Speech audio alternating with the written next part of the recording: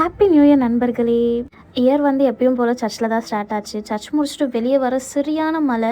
நாங்க யாருமே எதிர்பார்க்கல, இவ்ளோ மழை நியூ இயர்க்கு பெய்யும் அப்டி சொல்லிட்டு.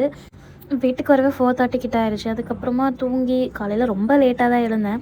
லேட்டா எழுந்து ஆஃபீஸ்க்கும் லேட்டா போய் எந்த ஒர்க்கும் பண்ணாம எப்படி ஓபி அடிக்கலான்னுட்டு அப்படியே சுத்திக்கிட்டு இருந்தேன். நியூ இயர் ஸ்பெஷலா ஆஃபீஸ்ல வந்து கேக்கு, பிரியாணி, குலாப் ஜாமுன்லாம் இருந்தது. நல்லா மூக்கு பிடிக்க சாப்பிட்டுட்டு, மேனேஜர் இந்த சைடு வீட்டுக்கு போனோனே நாங்க அந்த சைடு வீட்டுக்கு கிளம்பியாச்சு எல்லாரும். சரி காலையிலேருந்து எந்த கோயிலுக்கும் போகலையே, வீட்டு பக்கத்தில் இருக்க சிவன் கோயிலுக்கு போயிட்டு வந்துடலாம் அப்படின்ட்டு போனால், நான் நினச்சேன் ஒரு 5 மினிட்ஸில் வீட்டுக்கு போயிடலான்னு சொல்லிட்டு. ஆனால் மோர் தென் 45 மினிட்ஸ் ஆயிடுச்சு. லிட்ரலி வந்து என்னடா இது இவ்வளோ கூட்டம் அப்படிங்கிற மாதிரி தான் இருந்தது எனக்கு. அந்த கோயிலில் இருக்க பொங்கலுக்கு என் நாக்கு அடிமை. அதனால் ரொம்ப பெரிய க்யூ இருந்தாலும் பரவாயில்லன்னுட்டு நில்றா அப்படி சொல்லிட்டு நின்றுட்டு பிரசாதெல்லாம் வாங்கிட்டு தான் வீட்டுக்கு வந்தேன்.